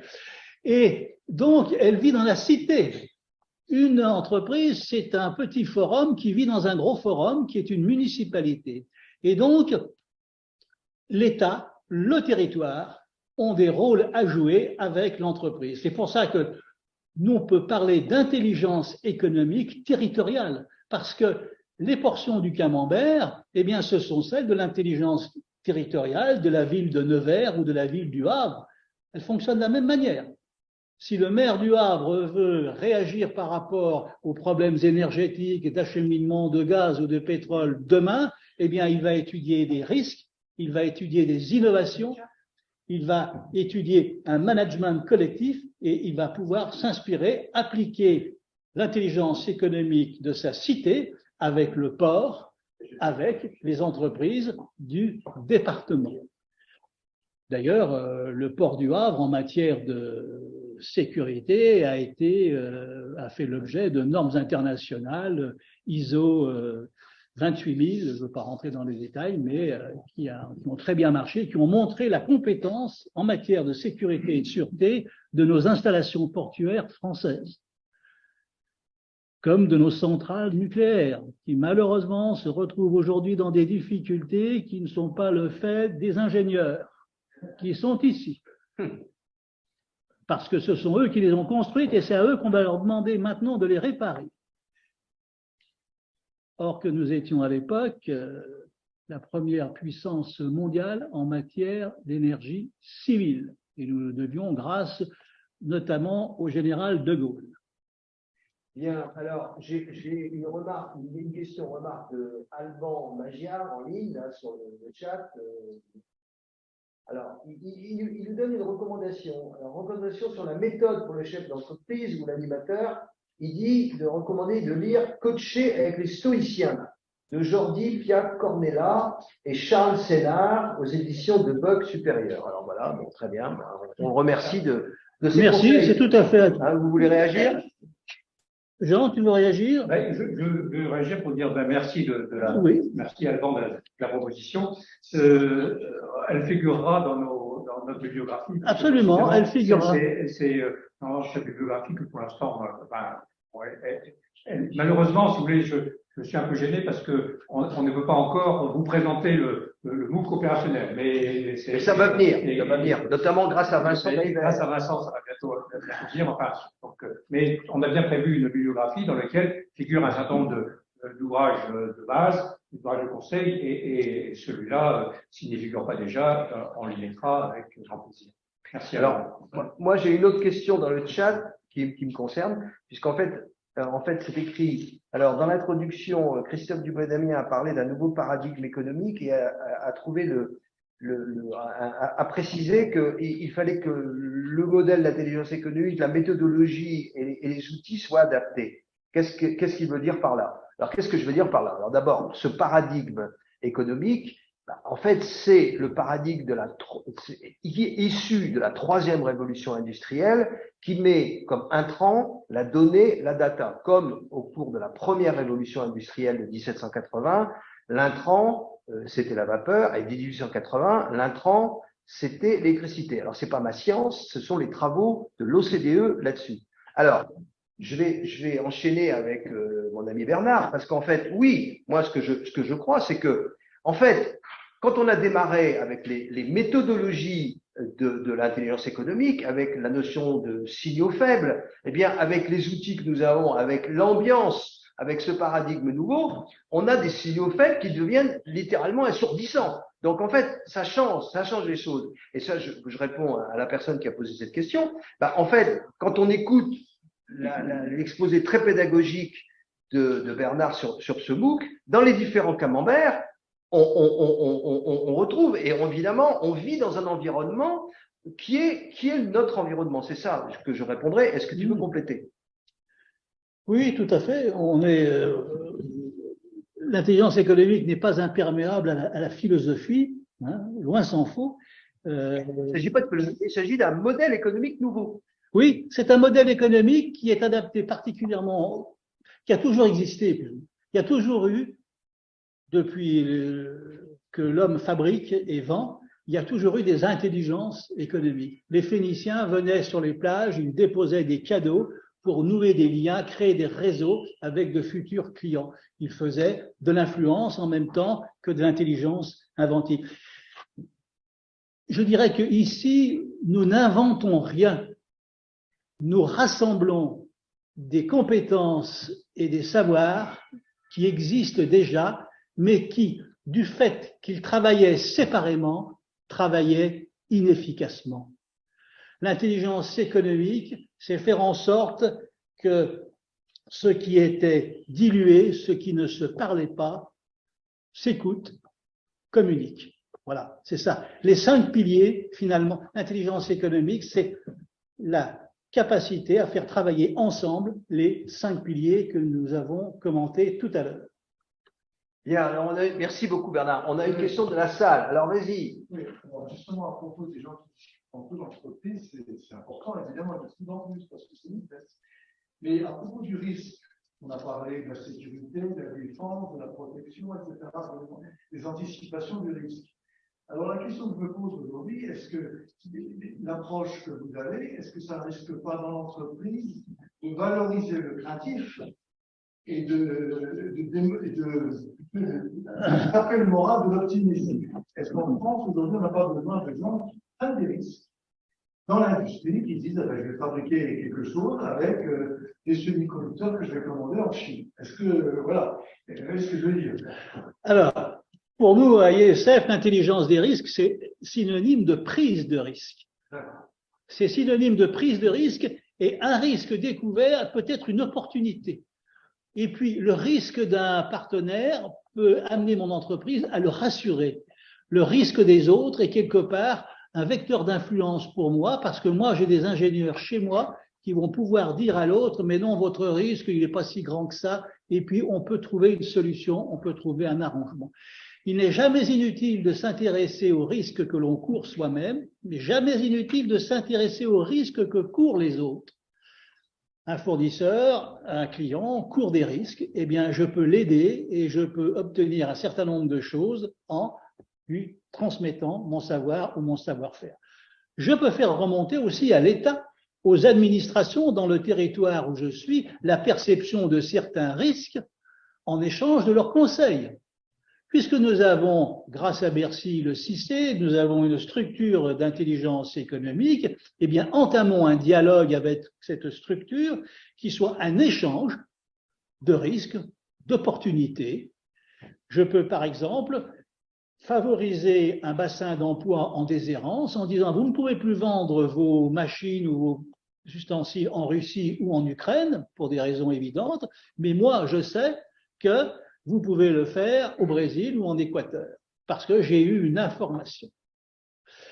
Quand nous avons lancé avec Alain Juillet la politique publique d'intelligence économique, les Allemands, nous ont dit, mais vous, Français, c'est très curieux, il vous faut des décrets, des coups de tampon, des lois, des rapports pour faire de l'intelligence économique. Mais nous, on n'a pas besoin de tout ça.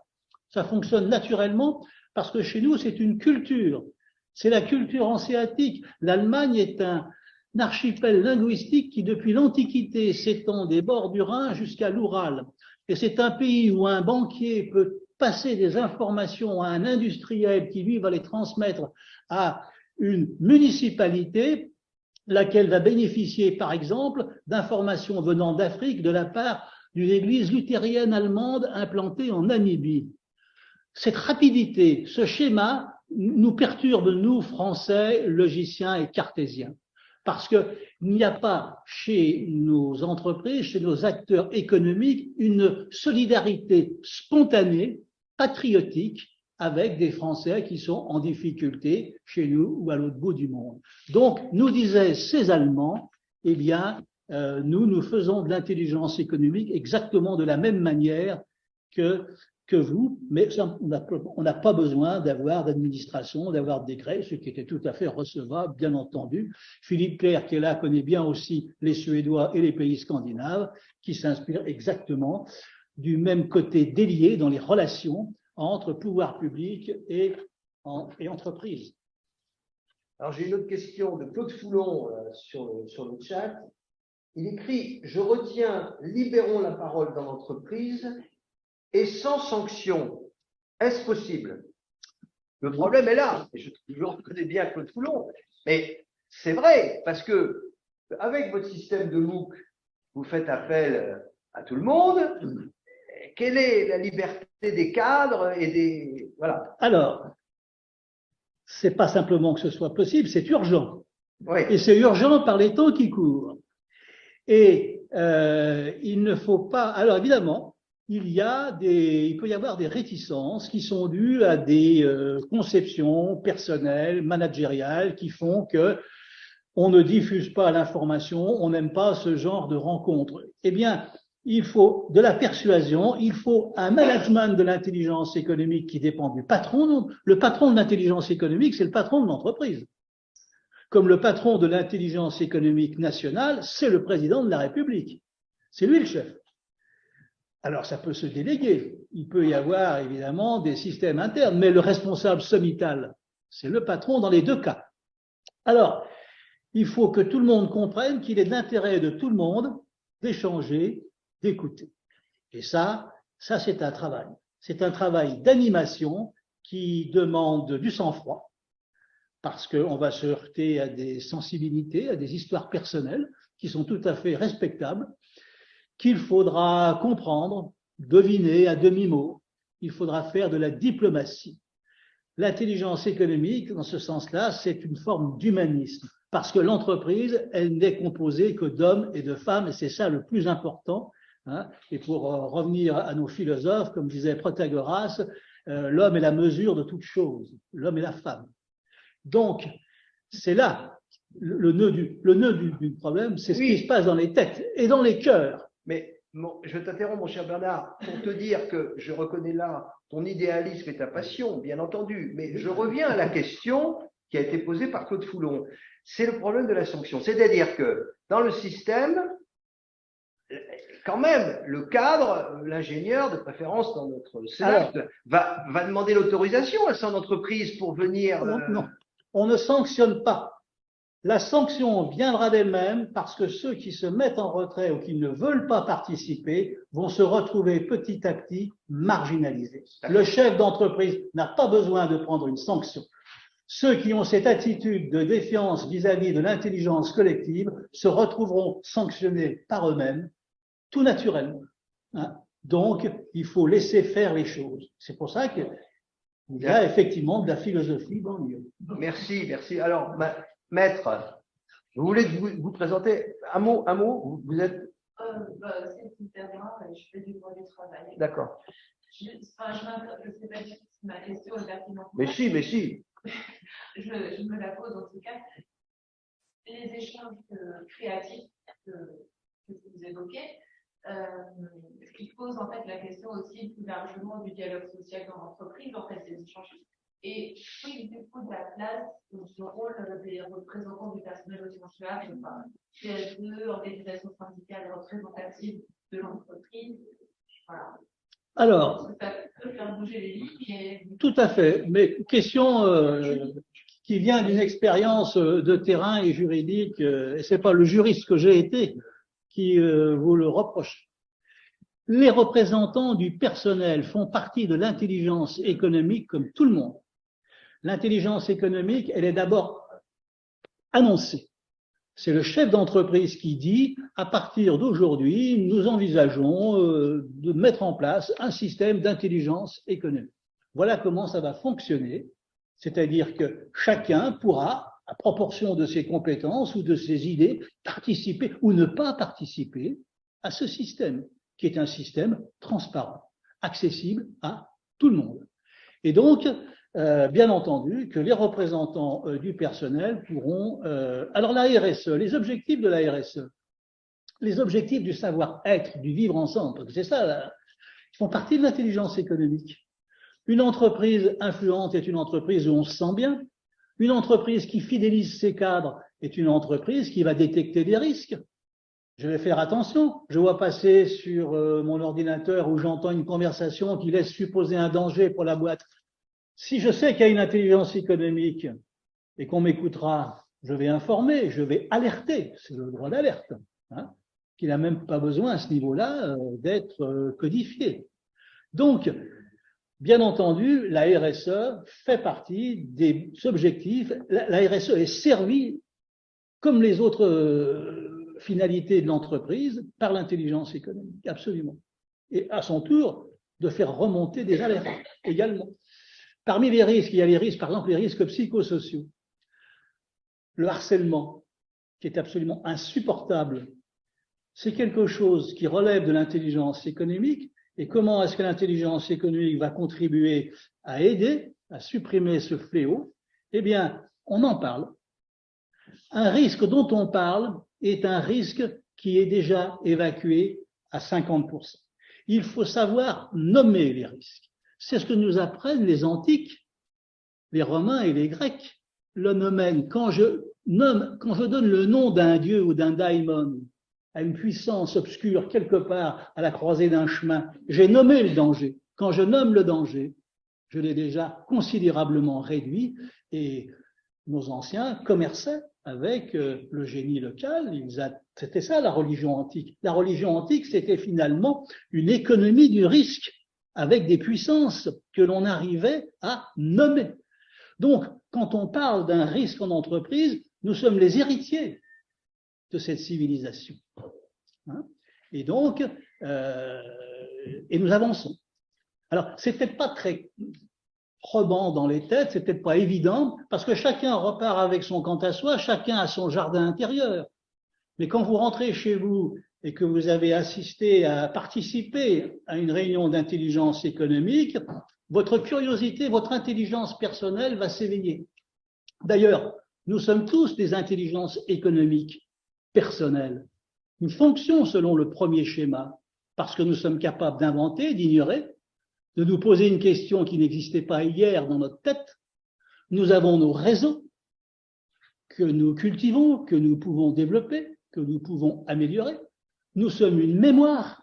Nous avons des savoirs, des savoir-faire. Si nous ne les avons pas sous la main, nous savons où aller les chercher.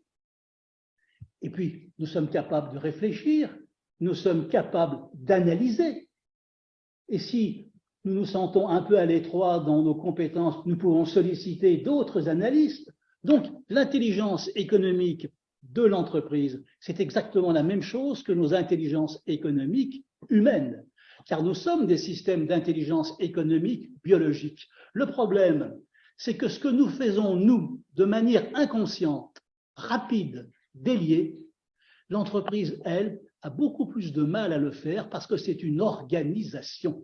Et quand il faut organiser, il faut pondre des notes de service, il faut faire tout un tas de choses qui sont lourdes. Mais nous sommes des intelligences économiques personnelles. Regardez le schéma, le premier, et vous vous dites, mais ça, c'est mon fonctionnement à moi. Je fonctionne comme ça, sur ce plan-là. bien entendu, il peut y avoir d'autres plans. Mais sur celui-ci, nous sommes des intelligences économiques parce que nous aussi, à titre personnel, nous avons peur la nuit quand nous nous garons dans un endroit sombre, nous avons des factures à régler, nous avons des scolarités d'enfants dont il faut s'occuper.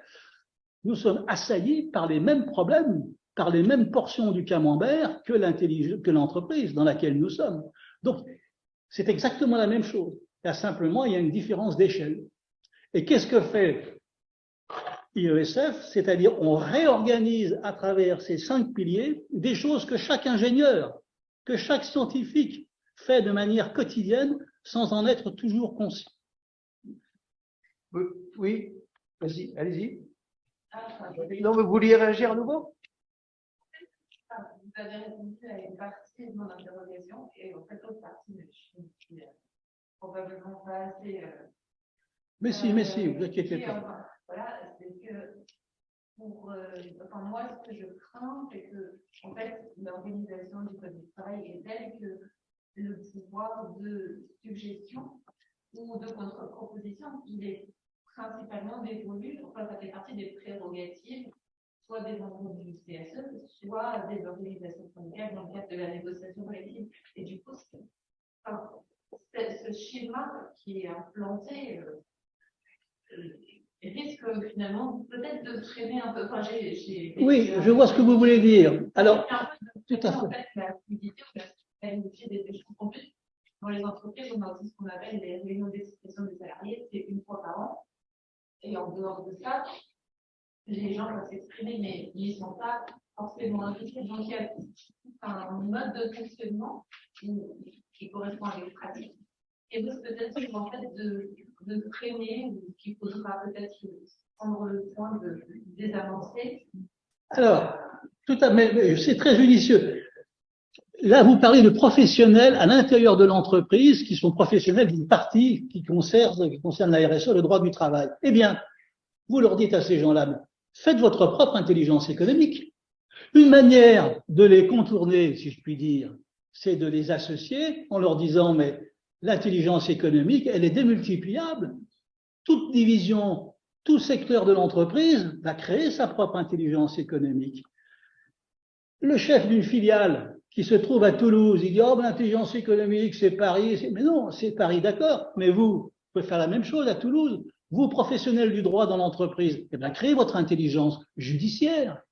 C'est ce que font les magistrats, c'est ce qu'ils tentent de faire. C'est-à-dire que chaque fonction à l'intérieur de l'entreprise est en elle-même une intelligence économique qui peut très bien s'organiser. Et qu'est-ce qui va se passer? Les intelligences économiques, juridiques ou financières ou de Toulouse vont finir par se rencontrer parce que la curiosité et l'information appellent la curiosité et l'information. Et ça va se passer de manière diluée, sans qu'il y ait besoin de faire des grandes réformes lourdes, tout simplement parce que chaque chef de division, moi j'ai vécu ça à la fois dans le privé et dans le public.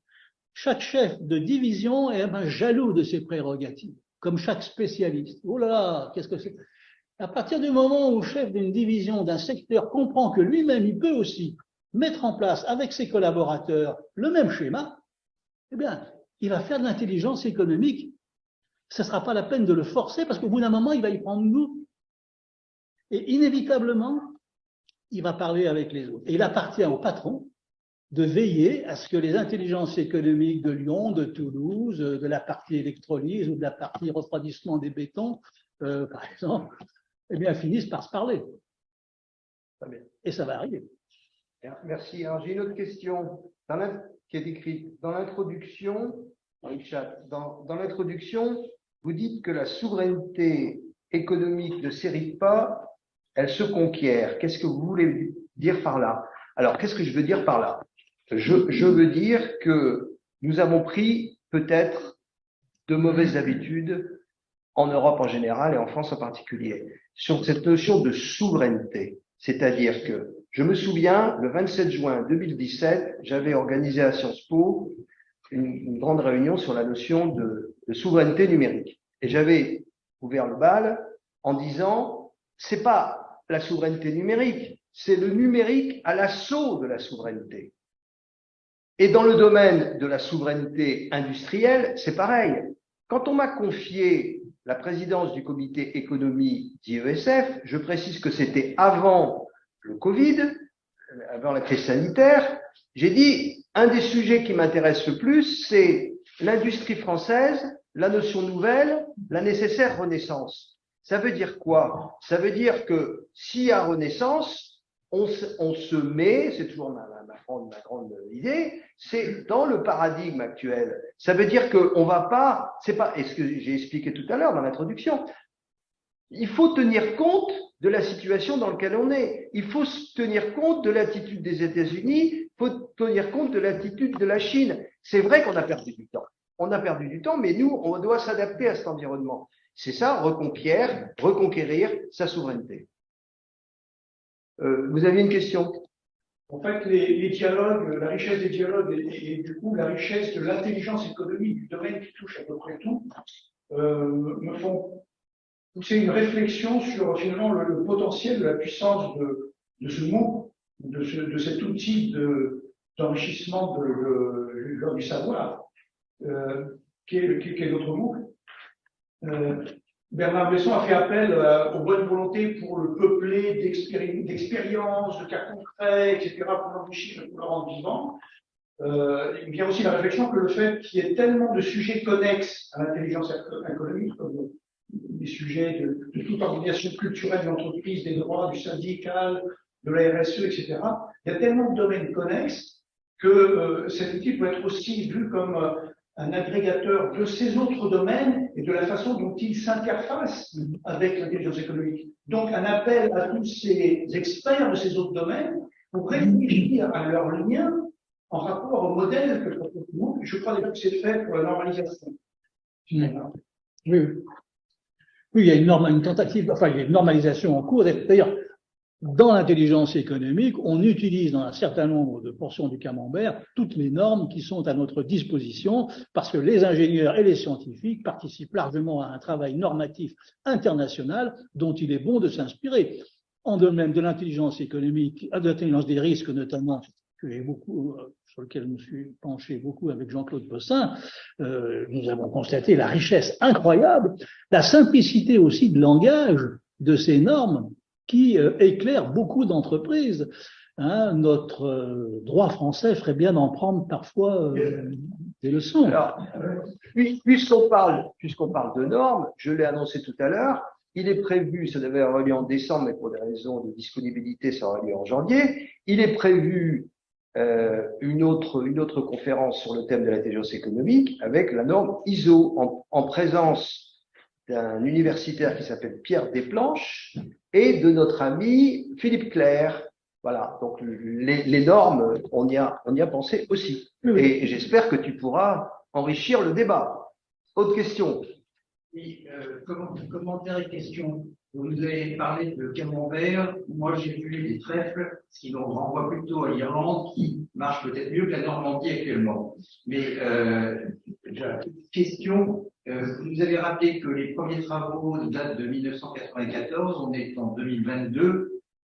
Comment expliquez-vous qu'on en soit uniquement là, et je compare par exemple quelque chose qui est peut-être pas tout à fait comparable, mais si on prend dans le domaine de la sécurité de l'information, de la cybersécurité avec, par exemple, mais pas uniquement l'ANSSI, j'ai l'impression que c'est un sujet qui est beaucoup plus connu du grand public, du public économique et du grand public, que l'intelligence économique qu'on voit apparaître de temps en temps. Donc, est-ce que vous avez une explication là-dessus? Et je termine peut-être une suggestion. Je suis pas un ingénieur, je suis comme vous un ancien Sciences Po. Donc former et déformer de façon cartésienne, rationnelle, avec des beaux plans, des belles présentations. Et Les pas plans en 2 parties, 4 sous-parties. Exactement, pas au pragmatisme du monsieur Jourdain allemand qui fait de l'intelligence économique sans le savoir. Est-ce peut-être que dans votre MOOC, il pourrait être intéressant d'ajouter aussi des sortes de cas pratiques pour pas simplement l'expérience de personnes qui ont vécu, mais d'expliquer aux gens, finalement, en faisant des cas pratiques, comment ils pourraient mettre en place l'intelligence économique dans leur entité. Je dis entité parce que le public... Oui.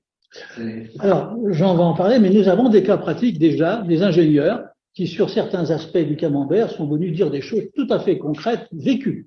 N'est-ce pas, Jean? Oui, c'est pour ça que quand on parle de participation, elle est effective. Hein. Un certain nombre d'ingénieurs qui ont accepté de venir face caméra, nous parler de sujets qui leur tenaient à cœur. Bon, parfois des gens qui avaient déjà une petite expérience en intelligence économique qui essayaient de l'appliquer, mais des choses intéressantes sur la mémoire. Bon, il y a 4 ou 5 thèmes sur lesquels ils ont été tout à fait pertinents.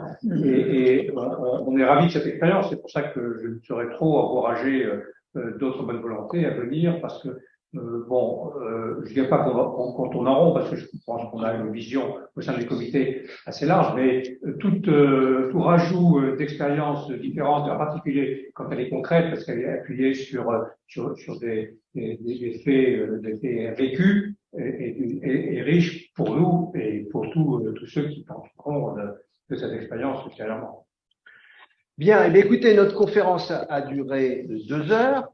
Nous allons passer au mot de remerciement, évidemment, à Bernard Besson, à Jean Gourceau, et également à IESF, parce que quand j'ai dit que j'ai créé les entretiens économiques d'IESF, et qu'il y a eu déjà, c'est la 16e conférence, je dois dire qu'à IESF, je suis très bien appuyé, très bien encouragé, et ça me fait très plaisir.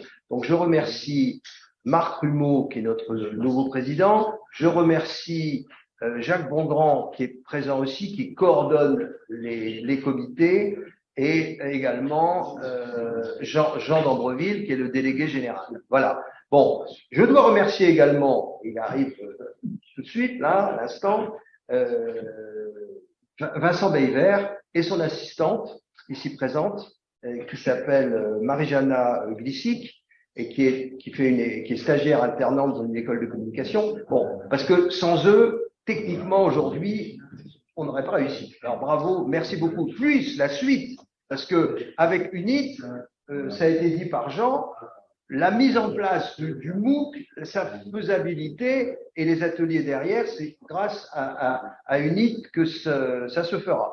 Voilà. Donc, et puis aussi, je remercie les nombreux participants dans la salle et la centaine de personnes qui nous a écoutés en ligne. Donc, ce n'est qu'une étape et vive l'intelligence économique.